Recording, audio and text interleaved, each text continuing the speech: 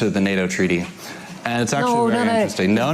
Former professor, and I've said sort of 2 minutes. Yeah. And so here's a 45-minute lecture. It says they are determined to safeguard their liberty, common heritage, and civilization of their peoples. And I think that is something that's very interesting because each one of those things is important. It makes up what the West is, but the freedom, common heritage, and civilization of the West have also come under threat recently. The only problem is that threat has been perceived by many people to come primarily from conservative, right-wing, and nationally oriented parties. And I think one advantage of this night's discussion is that that has expanded a little bit. We actually need to take into consideration that perspective in order to see how the Trump administration is understanding what the core of the shared alliance is, and how each of these things, the freedom, the common heritage, and the civilization, needs to be preserved. All right, thank you very much. And because Gladden's name is sort of down behind Secretary Clinton, let me say he's Gladden Papin, President and Chair of the Board Hungarian Institute of International Affairs from Budapest. Thank you for that opening remark. Let's turn next to Radek Sikorski from Poland. Does the West still exist? Of course it does, but there have always been differences. So let me tell you that when I arrived in Washington to work there at a think tank 20 years ago, I thought of myself as a conservative. And then I discovered that, and I'm a pro-defense kind of guy, and I discovered that if you believe in gun ownership, but with a license, with some psychiatric tests and a sort of police nod, that makes you a commie. And then I discovered that if you believe in universal health care, that makes you a double commie. And it's got worse. So we have a genuine civilizational difference on how we understand freedom of speech. In the United States, it's almost absolute. It's almost impossible to win a case of defamation or libel. We might come on to that point. But let me get to the end of my argument. Whereas in Europe, for good historical reasons, so for example in Poland, it is forbidden to speak up on behalf of fascism and communism for very good historical reasons. We believe in freedom of speech with responsibility. And what happened here a year ago was that the Vice President of the United States was telling us that our notion of free speech was censorship. And I just don't accept that. And so the difficulty we now have is that one side of the Atlantic is trying to impose its values on the other, and that's unacceptable. All right, thank you very much for that. We'll come back exactly to those points of values. Secretary Clinton. Well, I think that the way you pose the question really suggests the answer. There are very significant differences of opinion as to define certain fundamental rights, how they are to be applied.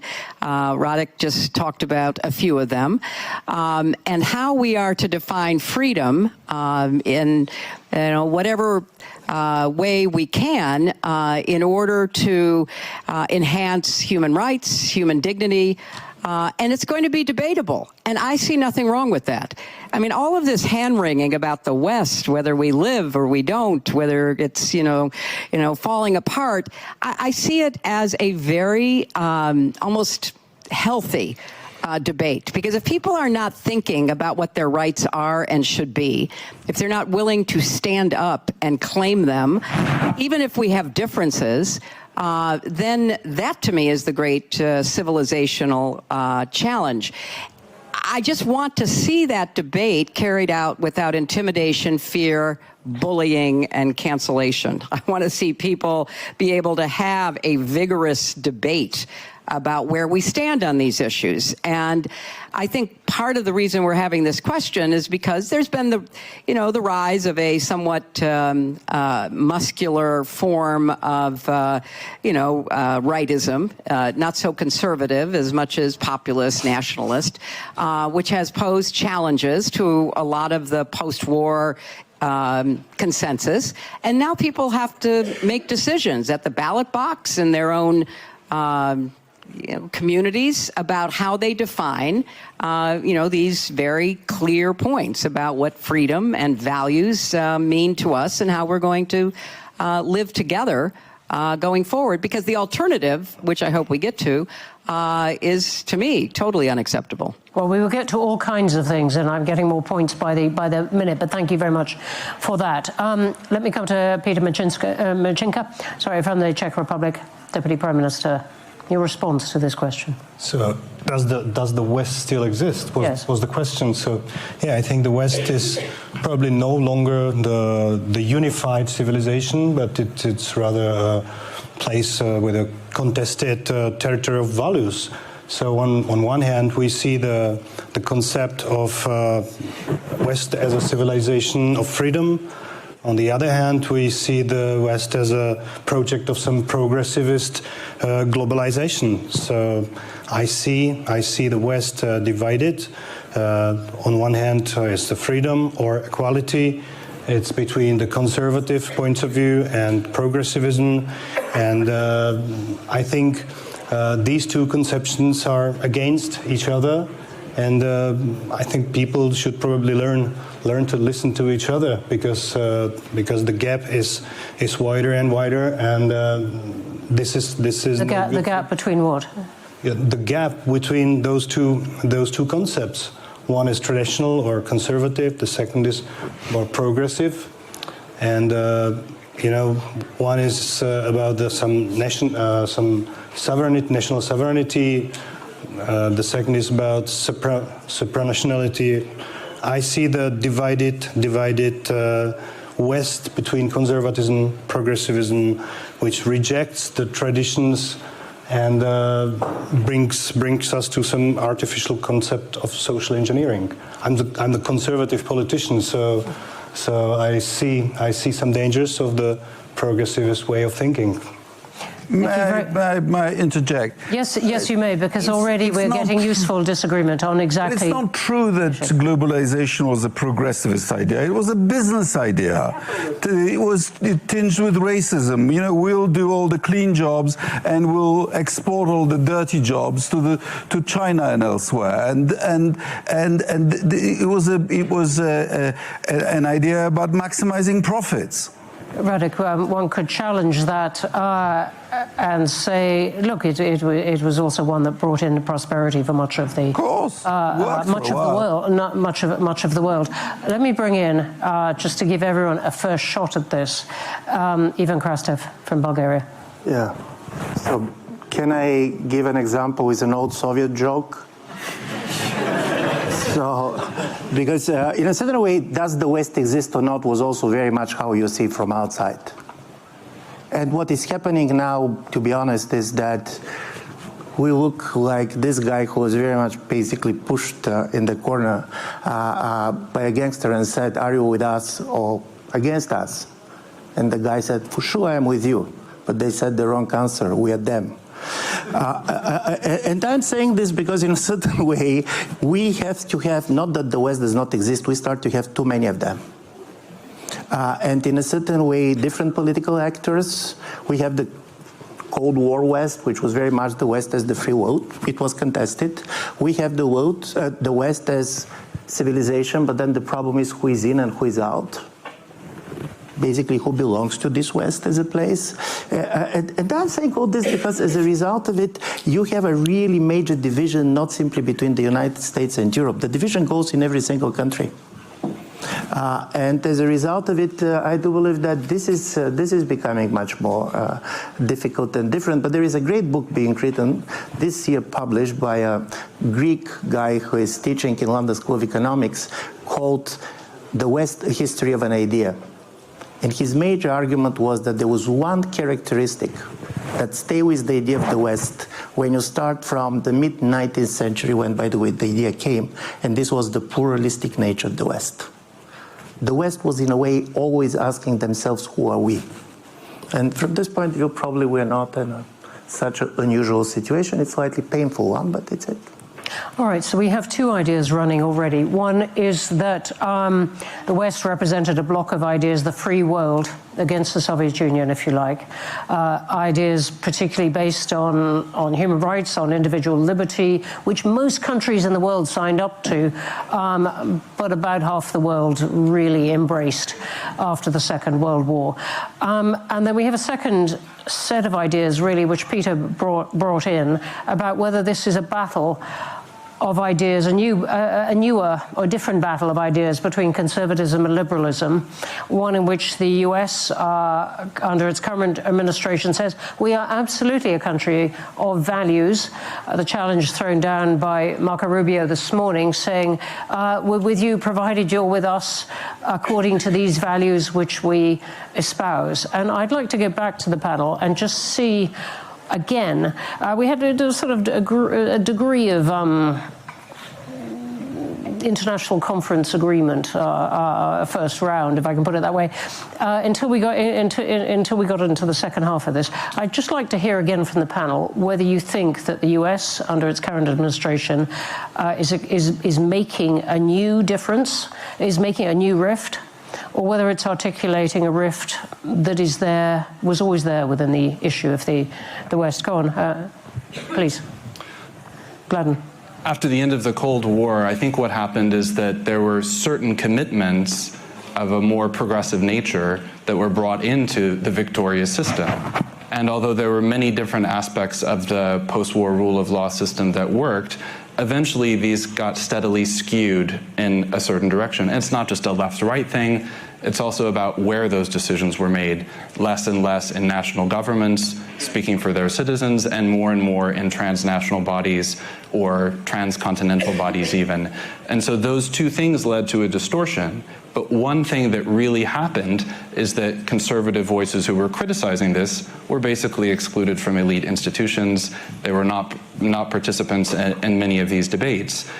What's happened as a result, I think this is an opinion broadly shared by the more conservative and nationally oriented parties on both sides of the Atlantic, is that set of commitments wore down fundamental strengths of the West. The family was worn down, borders were worn down, industrial strength was worn down, and that injures our ability even to maintain the commitments that we all made in the NATO treaty. All right, so thanks for saying that. So you're echoing a bit of what Peter was saying about this being a battle between conservatism and liberalism. And on the where decisions are. What would you say to those who say, look, this is a battle about the rule of international law, about the rule of law, and the US administration, in expressing a desire to take over Greenland, Canada even, is breaking those norms? This is a completely different battle from the one you described.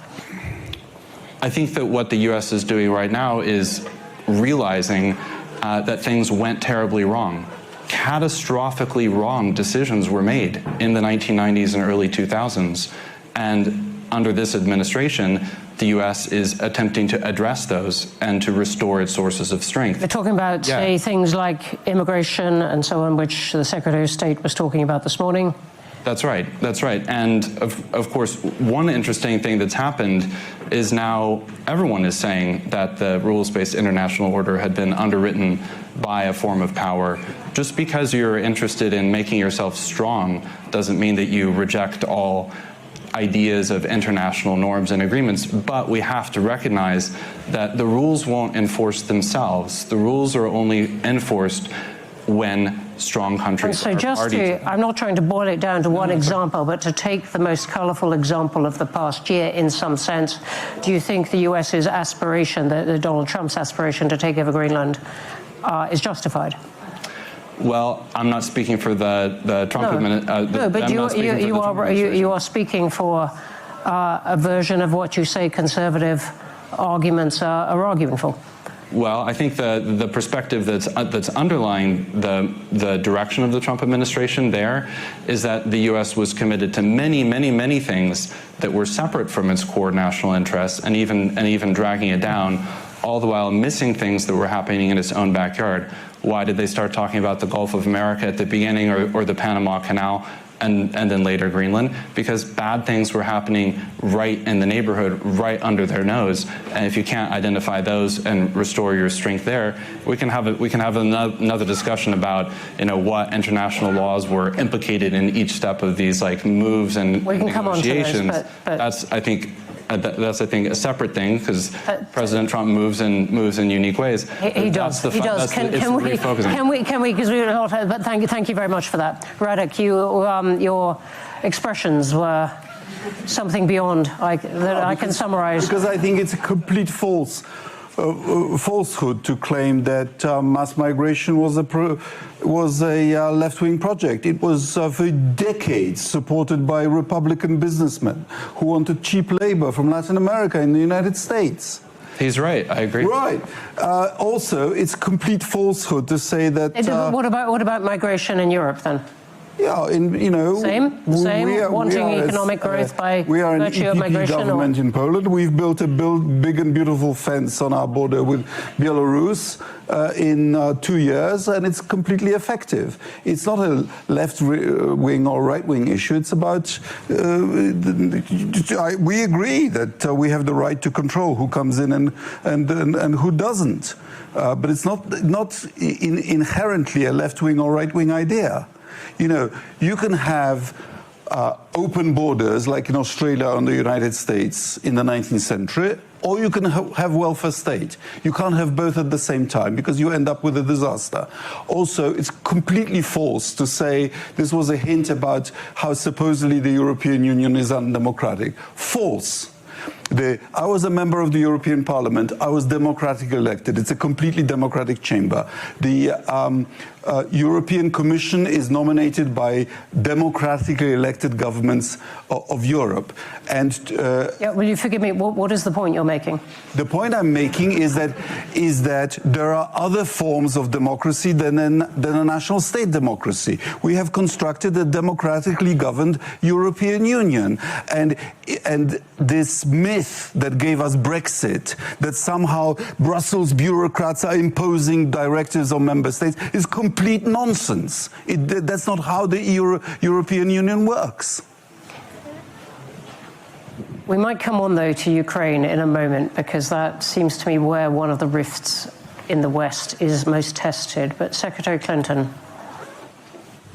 Well, as perhaps one of the few people who has actually been around since the end of the Second World War, let me add my version of history to the revisionism that I hear in not just this conversation, but so many other places. It is, for me, a blessing that freedom was expanded to include, in the United States, for example, the right of black people to be treated at least better than they had been for 400 or so years. It was a culmination of freedom for women to be given their rights much more fully than they had been. It was, I think, a dramatic recognition of human dignity for gay people to be able to be treated without fear and even marry, which to me is creating a family. So, you know, I understand conservative impulses. I understand we are fighting an ideological battle that is as old as time. There are those of us who are more comfortable in a more open, tolerant world. And there are those who have their concerns about it because they worry about the impact on existing institutions like the family, community, and others. So this really, yes, migration has been a huge flashpoint. More people were deported under my husband and Barack Obama without killing American citizens and without putting children into detention camps than were in the first Trump term or this first year of Trump's second term. So I think it's important to look at the facts, because very often the ideological impulse to try to protect the status quo or return making America great again in some nostalgic past that existed for white men and capitalist enterprise was not exactly open and welcoming to people who look like me and a lot of other people who are part of our national fabric. I have no argument with the necessity of trying to figure out how do we form families. I'm very proud of my family. I'm proud of my 3 grandchildren. I am proud to be part of that tradition. That doesn't mean everybody has to be. That doesn't mean everyone who doesn't have children is somehow an illegitimate human being. So how do we make the case in a positive way, not a bullying and very shameful way? So this debate that's going on is driven by an effort to control people, to control who we are, how we look, who we love, and I think we need to call it for what it is. Secretary There is Clinton. a legitimate reason to have a debate about things like migration. It went too far, it's been disruptive and destabilizing, and it needs to be fixed in a humane way with secure borders that don't torture and kill people. And how we're going to have a strong family structure, because it is at the base of civilization. Secretary Clinton, so thank you for that. And you got. You really mean that? Yes, I do. I do, and you got several rounds of applause there. But I'm really interested in the line that our discussion is having already, which is a battle within the West between conservatism and liberalism. But I don't think we would be having this discussion at all if it weren't for some of the positions the US administration has taken. And let me take one of them, which is Ukraine, which is obviously at the center of the Munich discussions in the past couple of years. And the line that the Trump administration has taken in trying to resolve the Ukraine conflict following Russia's invasion of Ukraine, and its apparent thrust to accept Russia's territorial encroachment on Ukraine. And to you, I absolutely, I understand, and we've had various versions of it already, your characterization of a clash between conservative and liberal values being, at the heart of what's going on in the West. But in this particular one, a security issue, one that involves international law, whether countries still respect those international laws laid down after the Second World War, do you think that that brings a new rift within the West? Ukraine, the US's position. Are you talking to me? Yes, I am. I think that the Trump administration's position toward Ukraine is disgraceful. I think the effort to force Ukraine into a surrender deal with Putin is shameful. I think the effort that Putin and Trump are making to profit off the misery and death of the Ukrainian people is a historic error and corrupt to the nth degree. And so I believe Ukraine is fighting for our democracy and our values of freedom and civilization, on the front lines, losing thousands of people and having their country destroyed by one man's mania to control them.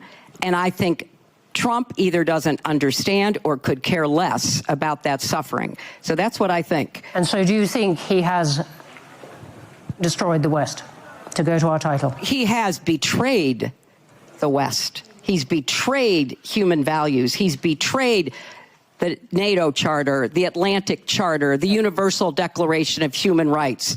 A lot of what has been done before to try to make sense of how difficult it is to restrain people who want unaccountable power. And none of us in this room, including all of us on this panel, would choose to live under a regime that was so unaccountable that it could act with impunity the way that Putin does, except that's who Trump is modeling himself I don't think we would be having this debate under that kind of regime, for sure. We will come back, I suspect, to the conservatism and liberalism clash within the West, but thank you for that. Peter, do you agree that the Trump administration's actions on Ukraine have produced a rift in the West? Well, first, I think you really don't like him.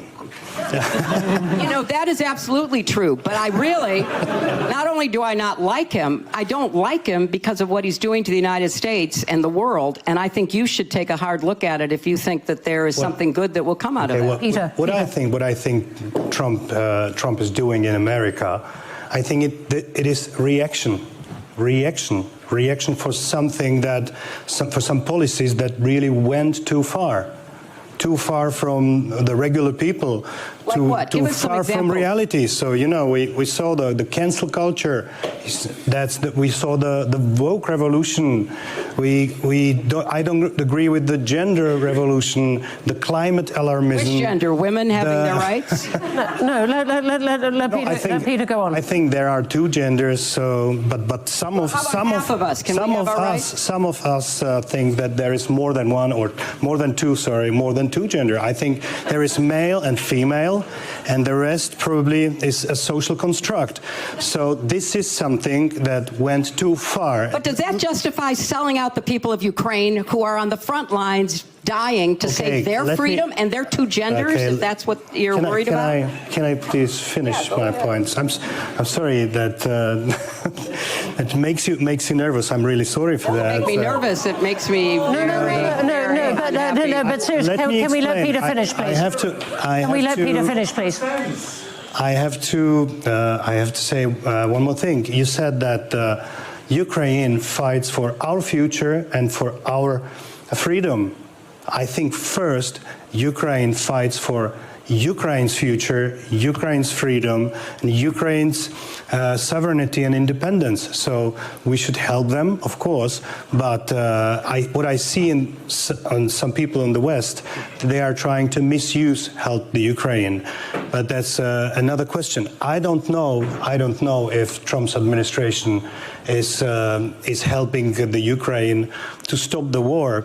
I believe that there is such an approach. I don't see any other strong geopolitical player who would be able to force Russia to stop killing the Ukrainian people and stop destroying their country. I don't see. Maybe China, but China makes nothing. I don't know if the pressure, if Trump is forcing Russia in the way that they will stop the war. I don't know. I only see that the only Americans right at the moment can make it. I see the dialogue. Do you think Europe could put more pressure on Russia, for example, by putting pressure on Turkey, by targeting the refineries of oil more, and so on? I think Europe also makes some pressure. We release sanctions. We do what we can. But I think the Russians, they probably don't care. When I visited Ukraine, I saw the goodwill of all people in Ukraine. They were really united and willing to stop the war. But they keep fighting. There seem to be. They also made some steps that probably a year ago no one from them would allow to say or even suggest. Now they are ready to make some steps back.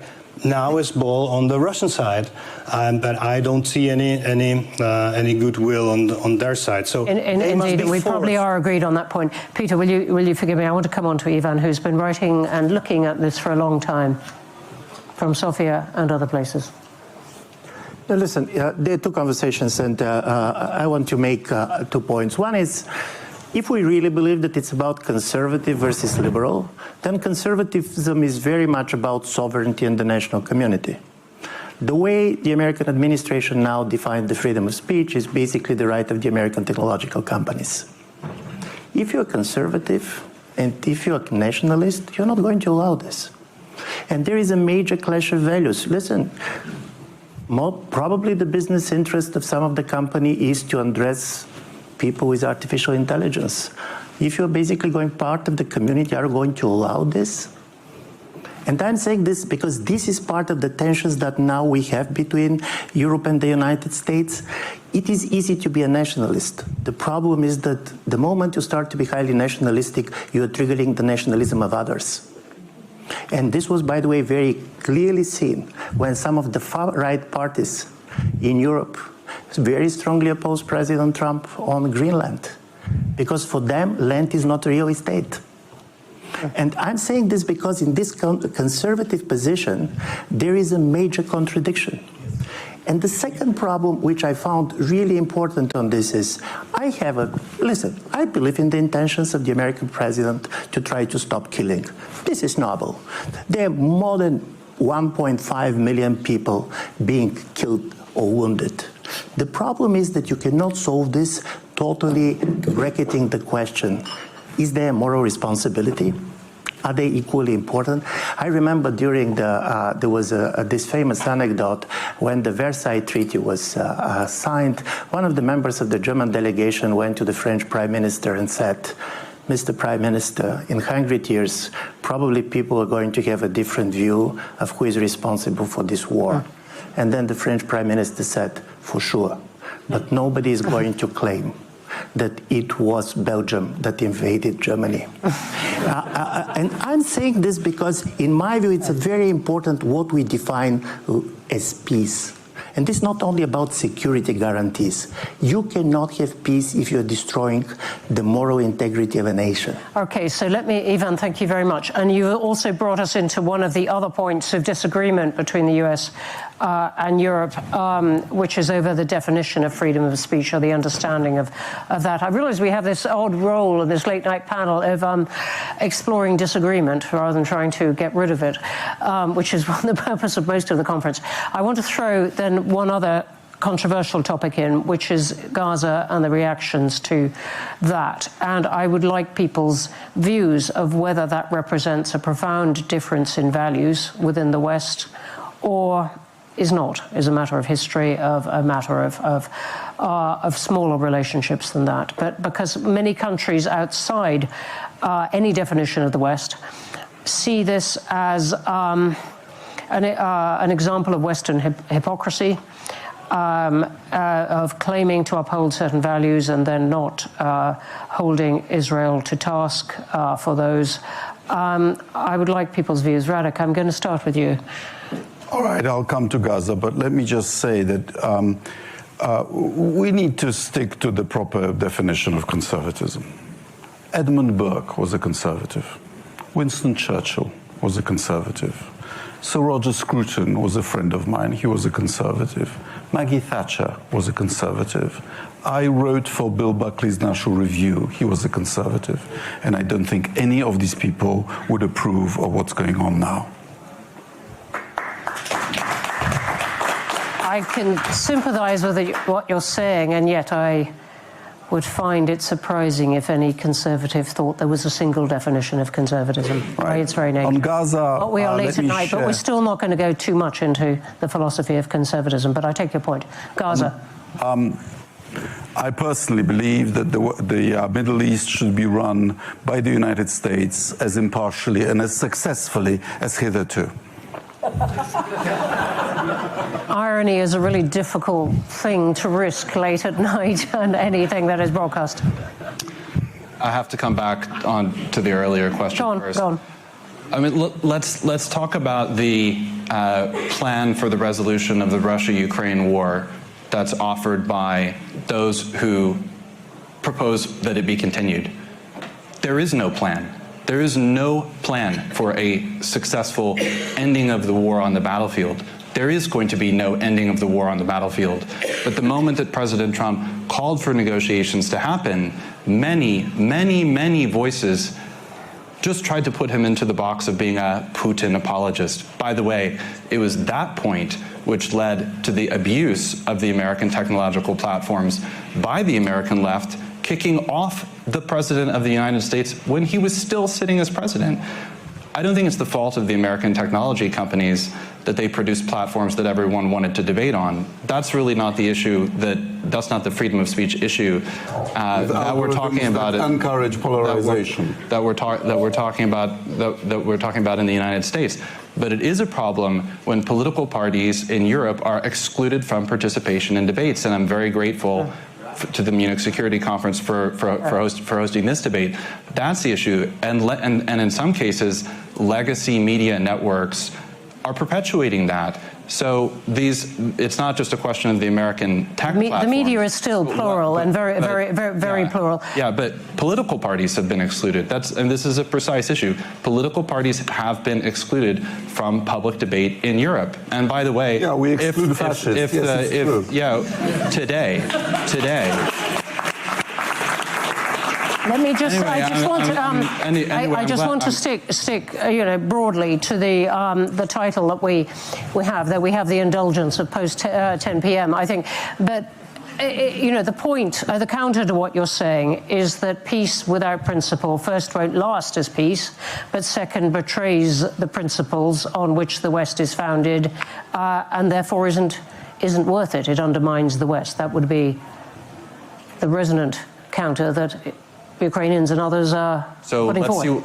Let's see what happens, rather than trying to box President Trump and the administration into a corner and smearing them as Putin apologists who are about to sell out a country. Well, he did put up a Putin picture in the White House.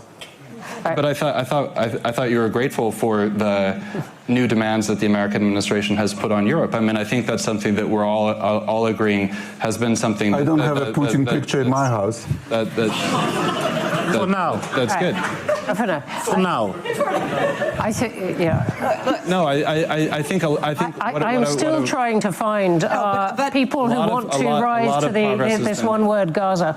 No, which is an unusual experience for me. I think Ukraine is at the heart of what the West division is, and I think that's why both Radek and Gladden went back to it, because first of all, the Ukraine war started after Trump left, so anything he said on social media that got him kicked off for a while had nothing to do with Ukraine. There is a plan. The plan is give the Ukrainians Tomahawks, give them more missiles for their Patriot defense systems, allow them to inflict more damage beyond the border into Russia. That's when they began to actually think about coming to the negotiating table, when Ukraine was able to reach targets that were inside Russia. Inflict enough pain. It apparently is not enough pain to have hundreds of thousands of Russian soldiers killed and injured. That is not enough pain for Putin. But inflict pain on the refineries, inflict pain on the missile sites, inflict pain that will actually create the conditions for a better negotiation. And it is very. I want to come to Peter and Ivan quickly, and then we're going to leave. The MSC has produced a clock. I thought at the beginning the rules-based order had broken down enough. We're going to do without a clock, but we have a clock, and we have time for questions. Peter and Ivan, quickly on these points. These points, well, first I think we should try to learn to listen to each other and not to label the ideological opponent as the public enemy. We are here on the West, and let's respect ourselves in the differences we have. So I don't really like such a labeling as fascist. I think it's there are fascists in the world. Well, maybe there are, but including in Europe. I think there are. It ended some 70 or 80 years ago. No, it hasn't. Hopefully, this is something I don't really like. That every day, every time I hear labeling someone as fascist or Nazist or whatever, I think we should calm down, because this is dividing the society. We are maybe you are smart people. I'm not as smart as you, but so we should try to learn to talk to each other again, because this is something that went too far. I don't want to talk about the Ukraine, because it's the whole day talks, important talks. I listened to President Zelensky, what he's saying, and he's got the horrible position. I'm not sure if Ukraine is able to use the military to beat Russia. That would be perfect. That would be perfect. But I think we should be realistic. So the first should be the ceasefire. I don't know how to make it. I think that I don't want to repeat myself. That. No, all right. Thank you for the points you made, Ivan. I want to say something on hypocrisy, because it's a very important thing. Once, 3 or 4 years ago, we have this big project on hypocrisy, and we visited several countries. Can you just say who we is? I mean, there was a group of academics, and do you know, if you want to visit a country and to get the meeting at the highest level, put hypocrisy in the title. There is no world leader outside of the West who is not going to meet you. And for good reasons.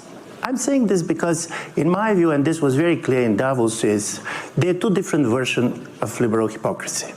One is the one that came from Carney, and to be honest, Carney very much identified with the criticism of the liberal hypocrisy. He said, listen, people from the non-Western countries, they're saying, yes, everything is equal, but you're treating Ukraine and Gaza differently.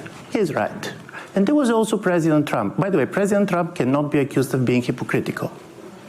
But no, this is true. Because his major argument is the biggest hypocrisy of the international order is that countries are equal. They're not equal. They are strong countries and they are weak countries. The only problem is that we know that countries are not equal. I'm Bulgarian. It never came to my mind that we're equal to the United States.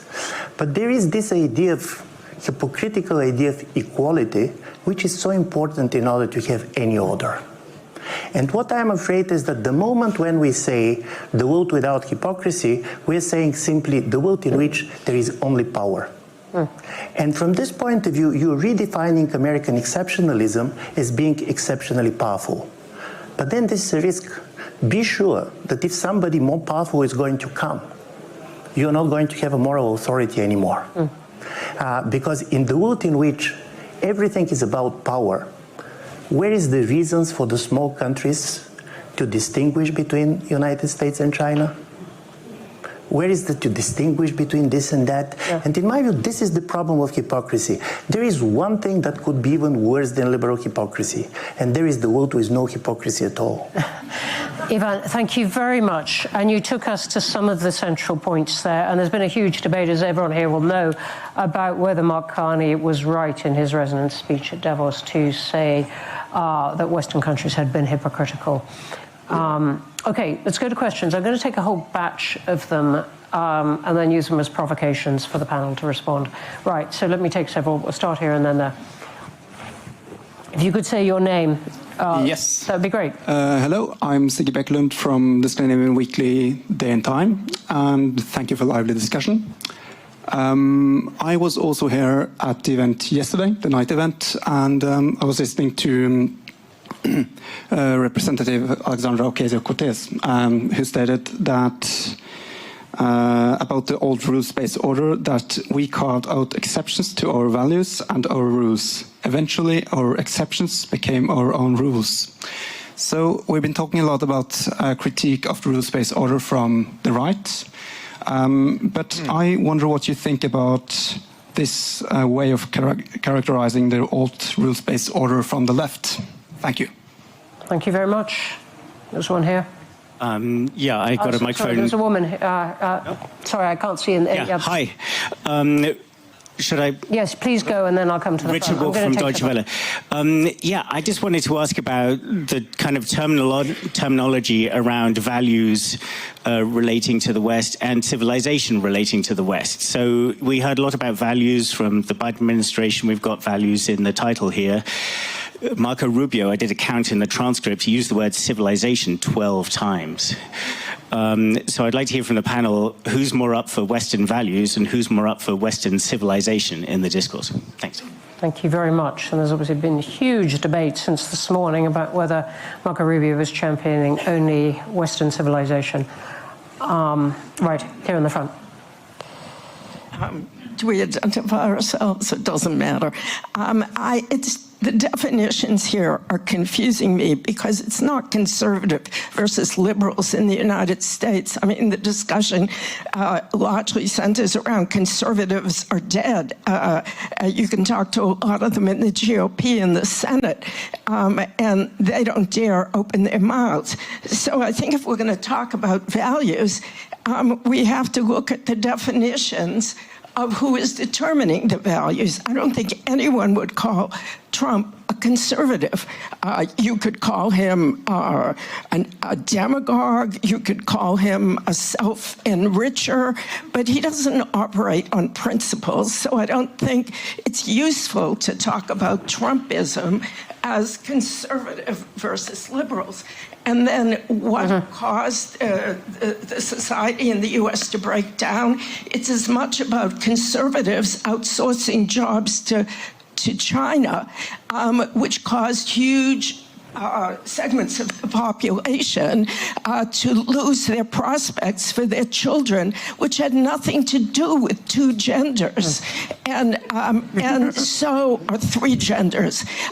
You don't have to like that, you can anyway. So I think we're sort of arguing around the bush because there are false divisions being proposed here. And what we have is demagoguery and populism up against a lot of confusions within the Democratic Party, liberals, progressives, within the GOP, frightened, scared conservatives who don't espouse conservatism because they would be attacked by the populists in the White House. So I think it's a mistake to argue as if there's a simple separation here, or it all has to do with three genders. Thank you very much indeed. We have one on the back and we have one over here. And then, sorry, one right here, he was the most persistent and got himself in a spotlight.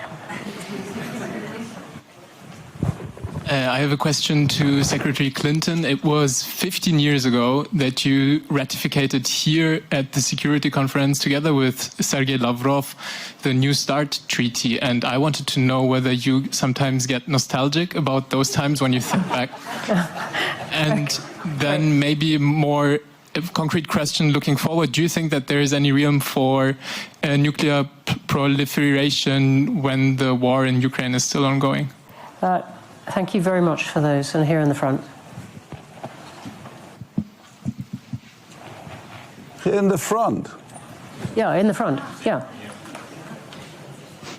I have a question, Łukasz Pawłowski, Polish MFA. I have a question about the yeah, thank you very much, Minister. It's about equality. Yes. Sorry, I can't see. So let me tell you about the successes of Poland. No, my question is brief, but the answer may be difficult. The current administration is trying to redefine what it means to be American, the American identity, from a notion that what brings together the Americans is a set of ideas, to the notion that what brings them together is, you know, the number of generations that you lived in the country. My question is to Senator Clinton, because that's the argument the vice presidents made. What would be your response to that? And to quote him, America is not just an idea. We are a particular place with a particular people and a particular set of beliefs and way of life. Thank you. Thank you very much. Is there, sorry, everyone is a silhouette from here. Let me just take two more. Yep, there's a hand up there. Is there somebody from the Polish foreign ministry? Yeah. And then there's someone in the back. Hi, I'm Melanie Ward. I'm not from the Polish Foreign Ministry, sorry. I'm a British MP. I wonder what the panel makes of the fact that President Trump's administration is spending $200 million supporting far-right and MAGA-friendly think tanks in Europe. Is that democratic? Thank you very much. And over here. And then I'm going to briefly sum up. Hi, my name is Catherine Eckenberger. I've got a question to the Deputy Prime Minister, please, of the Czech Republic. You spoke about sovereignty. Thank you. What does respect for sovereignty require between democratic European states? In a long-standing dispute between friendly democracies, is reliance on courts and us? Or is there also a responsibility to seek political dialogue and reconciliation, please? Okay, thank you. And sorry, was there one more? I'm seeing dramatic gestures over there, but everyone is just a silhouette. Okay, I think Yeah, right, one more, yep. I'll take the dramatic gesture. Paige Alexander from the Carter Center, formerly USAID. Curious what you think about soft power in terms of all of this.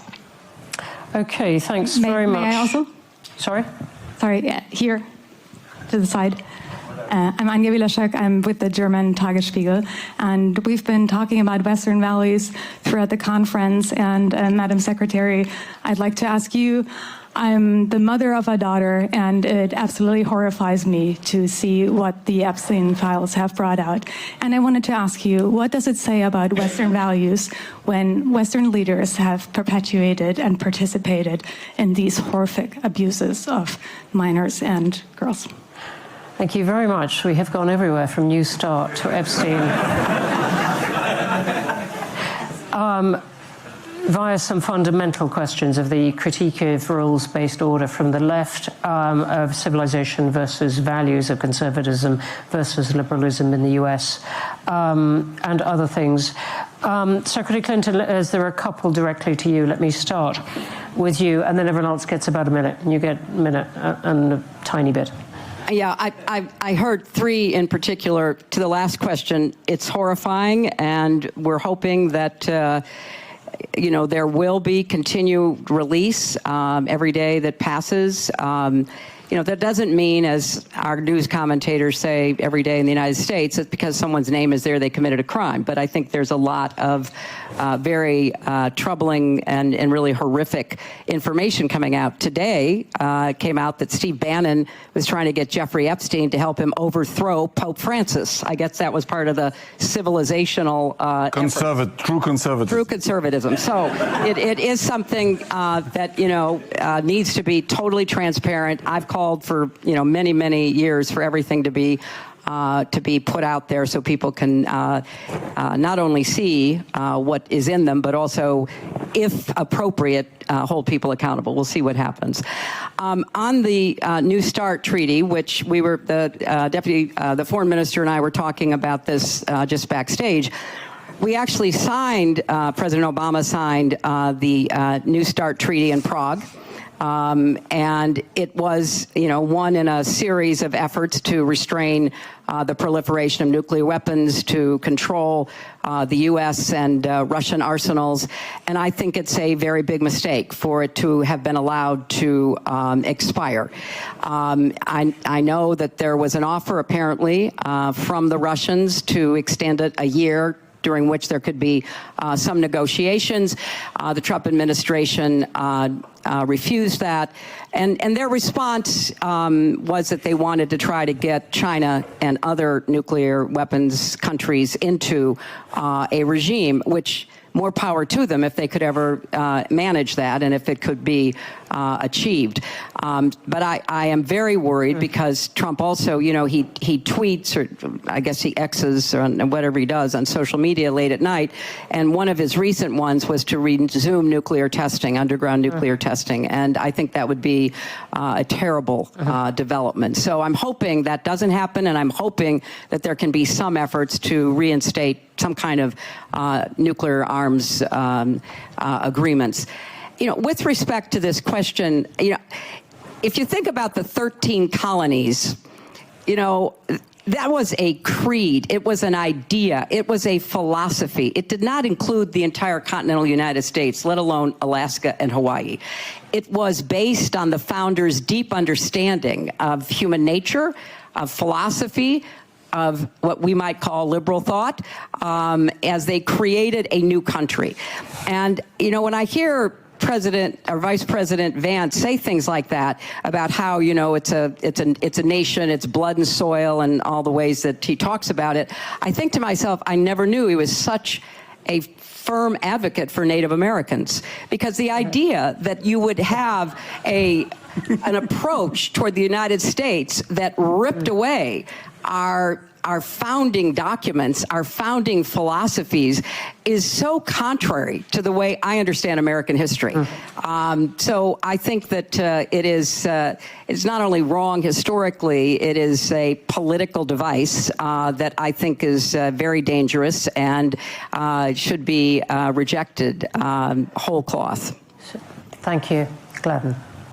I'm a citizen of the Osage Tribal Nation, a Native American tribe in Oklahoma. I voted for President Trump and Vice President Vance, as did the majority of our tribe. So I can only speak for myself and us, but at any rate, I think he has not used the phrase blood and soil, and this is not an accurate characterization of the thought that's going on in the administration. There's one thing on the panel I can agree with, however, and this is your point, that conservatism has changed. Absolutely. In the 1990s and 2000s, there was basically a conspiracy of the center-left and the center-right, both to sell out the country.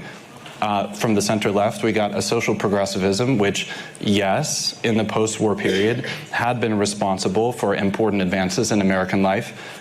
Native Americans were the last to get the vote, actually, even after women. So that's very important. But it didn't know where to stop. Similarly, the free market conservatives. There's a lot of things that the market does well. They also didn't know where to stop. So an important corrective had to come.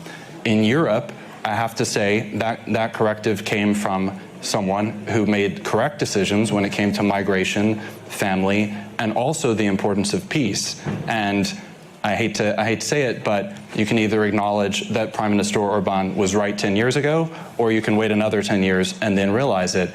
The conservative voices, including his... We have to see whether he wins the next election. I'm going to stop you on that. His voice has been excluded. Yeah. From what? Decisions of the European Commission, which continues to go for a qualified majority. The European Commission, I think, feels that Hungary has quite a lot of voice. Radek, make your single best point. What? Make your best point. Sure. Oh, all right. Someone asked about Lavrov. Hillary didn't answer, so I will. I had a relationship with Lavrov based on telling each other Soviet-era jokes. So there was a competition in the Soviet Union for the best political joke. First prize, 15 years. Someone asked here about MAGA think tanks. My take on this is the following. So until recently, we had an unspoken agreement not to interfere in allied countries' party political rivalries, right? Now, President Trump received our populist candidate for the president between the first and the second round of our presidential election. So in the old days, we didn't interfere, but we did interfere on behalf of democracy in the politics of autocracies. And now it's the other way around. And actually, Prime Minister Orban has created a program. What's the point you're making with that? That it's fair now, or? No, I'm saying it's completely outrageous. Right. And in Poland, for example, it's irrational, because in Poland was for decades the most pro-American country in Europe. And the United States had a wonderful situation in which the government and the opposition, either way, was competing who would be more pro-American. Once you start choosing sides, a different dynamic will start. It does. But almost out of time. We're all facing the same on clock. Civilization. No, Radek, I'm so sorry, because you will be eloquent on this. I have an important point on the Western civilization. No, well, we do, because they will cut the live feed. All right, you have 1 minute on civilization, but we do actually have to let people go, and I want Peter and Ivan to have a word. We're running out of the time. Censorship. Censorship. No, rules-based order, to which we have all subscribed. Peter. I see that the fundamental divide of the West is not between the West and the rest of the world, but within the West itself. As I'm listening to this, so I think there was some question about, or where was it, about the national sovereignty. Do I remember that well?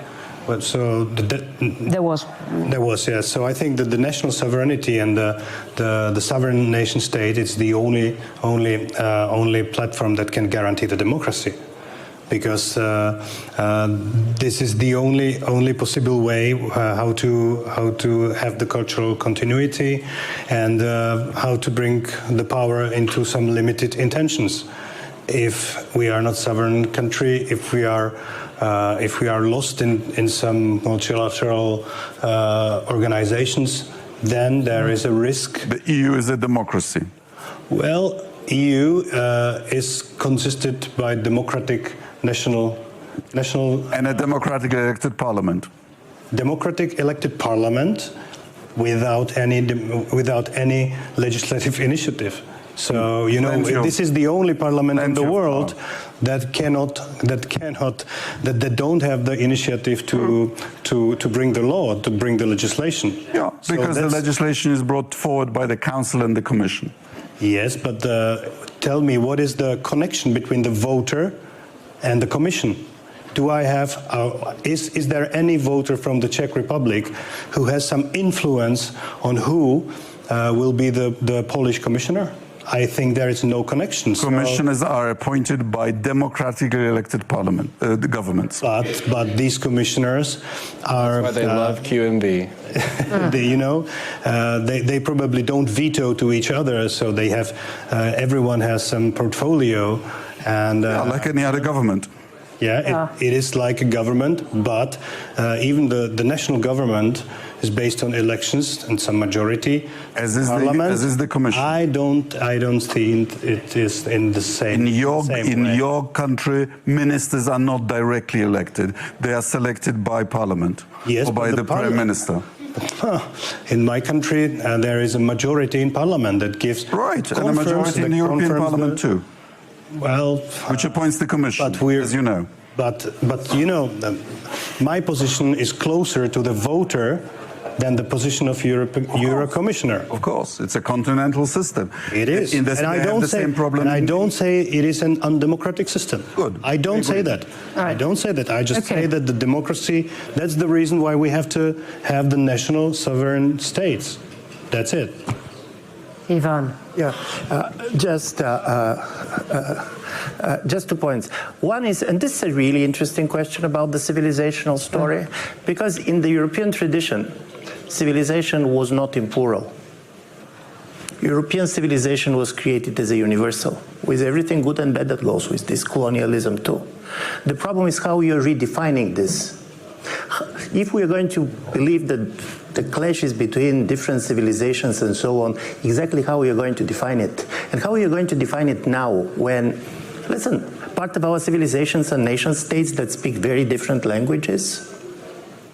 So this is not India, this is not China, this is not the United States. Secondly, all this history, as I'm always saying, this European Union, probably we have common dreams. Our nightmares are totally national. And you can see in the moment of crisis how much this is. The moment when somebody tried to define European civilization as something that have been always existing, cannot work. And by the way, you know what Gandhi, when he was asked what he thinks about European civilization, his answer, this is a good idea. No, and I do believe this is critically important. This is a real question. And my last point is, listen, we're talking about things, what Trump said or what anybody said. We're in a moment in which suddenly people start to believe that individual immortality is an option. The mortality of the nations, if you're Bulgarian, can I be sure that in 100 years anybody is going to speak Bulgarian anymore? We're talking about the replacement of migrants. AI is going to replace more people than migrants, believe me. This is the other great replacement. We are going to redefine everything. We are going to redefine what is a nation, what is a civilization, what is the West. And it's normally have been like this in a different periods of time. And just to Simon on something much more positive, if President Trump was really insisting on the civilizational approach, the only country in Europe he should not have deprived of Greenland is Denmark. They have been as tough on migration as Mr. Orban. They are as social cohesion as you can imagine. They're economically very competitive. They're not the most ethnically diverse place. So if this is the case, at least we agree that Greenland can be left for them.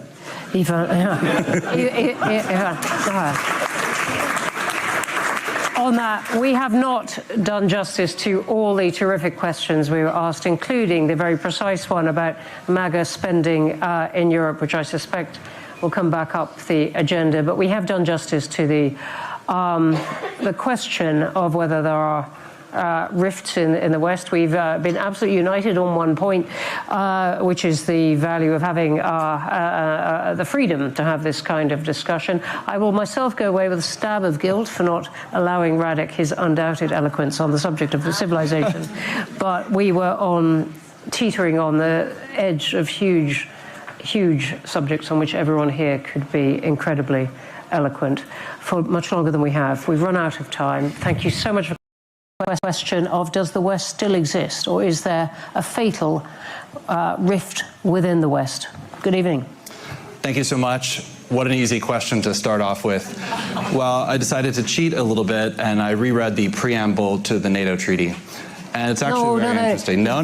Former professor, and I've said sort of 2 minutes. Yeah. And so here's a 45-minute lecture. It says they are determined to safeguard their liberty, common heritage, and civilization of their peoples. And I think that is something that's very interesting, because each one of those things is important. It makes up what the West is, but the freedom, common heritage, and civilization of the West have also come under threat recently. The only problem is that threat has been perceived by many people to come primarily from conservative, right-wing, and nationally oriented parties. And I think one advantage of this night's discussion is that that has expanded a little bit. We actually need to take into consideration that perspective in order to see how the Trump administration is understanding what the core of the shared alliance is, and how each of these things, the freedom, the common heritage, and the civilization, needs to be preserved. All right, thank you very much. And because Gladden's name is sort of down behind Secretary Clinton, let me say he's Gladden Papin, President and Chair of the Board, Hungarian Institute of International Affairs from Budapest. Thank you for that opening remark. Let's turn next to Radek Sikorski from Poland. Does the West still exist? Of course it does, but there have always been differences. So let me tell you that when I arrived in Washington to work there at a think tank 20 years ago, I thought of myself as a conservative. And then I discovered that, and I'm a pro-defense kind of guy, and I discovered that if you believe in gun ownership, but with a license, with some psychiatric tests and a sort of police nod, that makes you a commie.